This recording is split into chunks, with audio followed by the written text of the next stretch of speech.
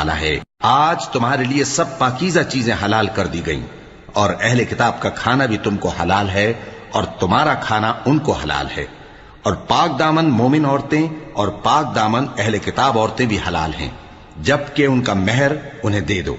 اور نکاح سے عفت قائم رکھنی مقصود ہو، نہ کہ کھلی بدکاری کرنی اور نہ چھپی دوستی کرنی۔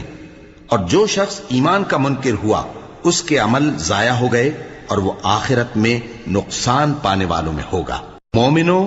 جب تم نماز پڑھنے کا قصد کیا کرو تو اپنے منہ اور کوہنیوں تک ہاتھ دھو لیا کرو، اور سر کا مسح کر لیا کرو، اور ٹخنوں تک پاؤں دھو لیا کرو،